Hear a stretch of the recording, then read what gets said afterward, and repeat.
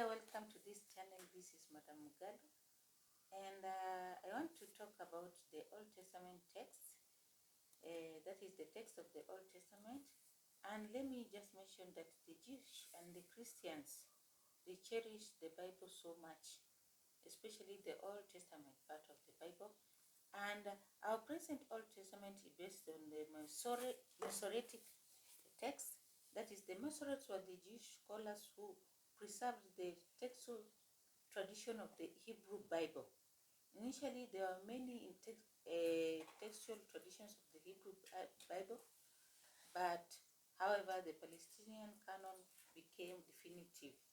So one of the problems of the study and the history of the Old Testament text is that before the Christian era, the Sopherim were the scribes that preserved the text. Unfortunately, it is not known if they preserved one particular text or the variety of competing text forms. That is the disadvantage of it. We are not sure if they preserved all the text or if they were able to choose only particular texts. So the problem is not solved by the Septuagint LXXS, the Greek translation of the Old Testament done by 70 scholars in Egypt about 250 BC.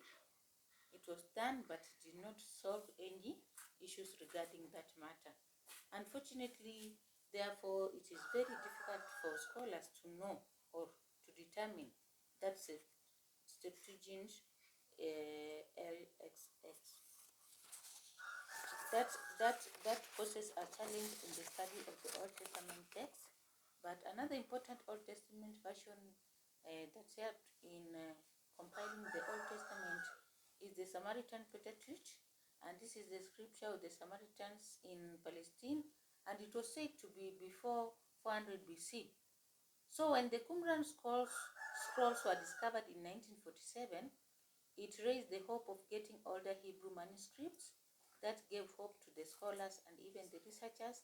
The scrolls are dated from 3rd century BC to the first years of the Christian era. So the scrolls, however, support the earlier textual traditions written by the Septuagint, the Samaritan Pentateuch, and even the Proto-Masoretic texts. So apart from the Septuagint, some other various versions of the Old Testament include, there is the Aramaic translation, and here we are talking about the Targum Onkelos and the Targum Jonathan. That is, the Targum Jonathan are the prophets and the Targum Onkelos are the Pentateuch. Another version is the Greek versions, and this includes that of Aquila, a Jewish proselyte, and that of Theodotium. Those are some of the versions. Another version or translation of the Bible is the Syriac translation, and this was the standard one, was called Peshitta. Another version is another translation of the Old Testament include the Latin versions, and this in most cases appeared in North Africa in the late 2nd AD, and then the Vulgate replaced the old Latin versions and became the Bible of the Roman Catholic Church.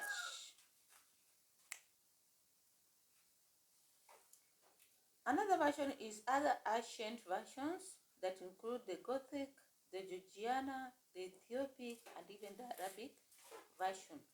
So that gives you a glimpse of how the Old Testament was compiled and its originality. Also, what it went in terms of translations and even versions up to this time, where we are using it as Old Testament book used by the Christians in the Christian books. Therefore, the canonization or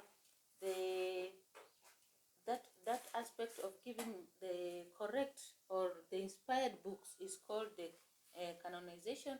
And in the Old Testament, we have seen some of those books that are written there, and it poses a question for further research to know how these translations were done and what are some of the scholars or some of the people who helped in these versions or translations of the Bible. Thank you very much. I hope we'll meet another time.